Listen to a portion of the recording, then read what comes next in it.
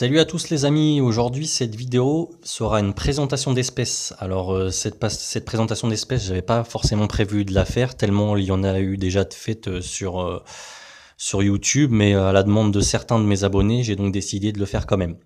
Bref, donc aujourd'hui cette présentation d'espèces sera le Python Régus ou le Python royal. Alors, pour commencer, point de vue répartition. Alors, le python habite à l'état sauvage dans les zones tropicales de l'Afrique du Nord, ce qui regroupe comme pays, par exemple, le Soudan, le Centrafrique, le Cameroun, le Nigeria, le Togo, le Bénin, le Ghana, la Côte d'Ivoire, la Guinée, et j'en passe. Donc, on le retrouve dans pas moins de 9 pays d'Afrique différents.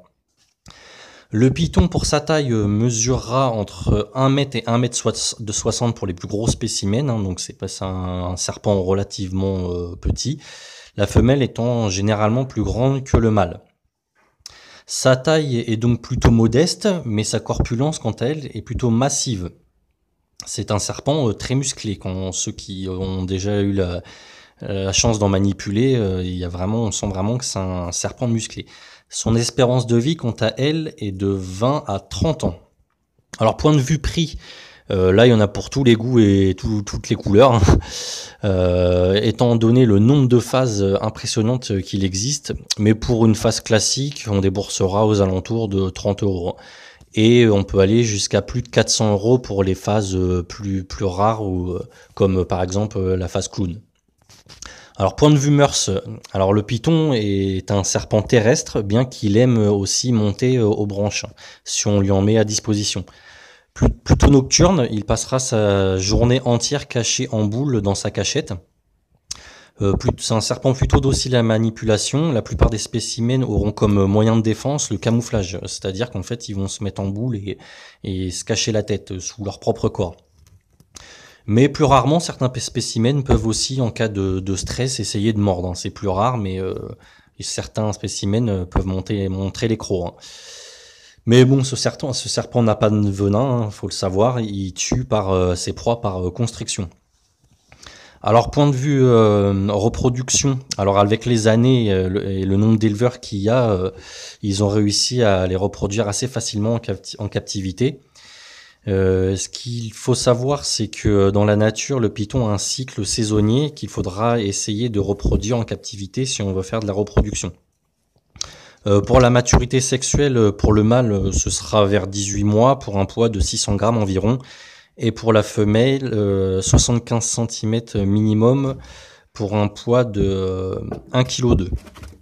Les œufs sont incubés dans une boîte remplie de vermiculite légèrement humide à une température de 30-32 degrés et de 80% d'hygrométrie environ. L'éclosion se déroule au bout d'environ 80 à 100 jours. Point de vue maintenance, alors là, le python n'a rien de bien compliqué, hein. Pour le terrarium, bien qu'un adulte dans un terrain de 60, 30, 35 est suffisant, moi je conseillerais plutôt un 120, 60, 60. Car une fois la nuit tombée, on voit que cette espèce aime bien se balader, hein. Je parlerai pas de l'élevage en rack tout simplement parce que je suis contre, hein. Alors pour le setup, le substrat sera fait avec de l'écorce de coco ou autre, hein, comme le substrat qu'on appelle le Raptaspen. C'est un substrat à base de chanvre, mais bon, il existe vraiment pas mal de substrats possibles pour ce serpent. On lui mettra aussi dans son setup, dans son terrain, un grand bac d'eau pour qu'il s'abreuve et qu'il puisse se baigner. On lui mettra aussi à disposition une cachette au point chaud, ainsi que pour ma part, ce que j'ai fait, une boîte à mûs remplie de sphènes toujours humides. Celle-ci fera aussi office de point frais.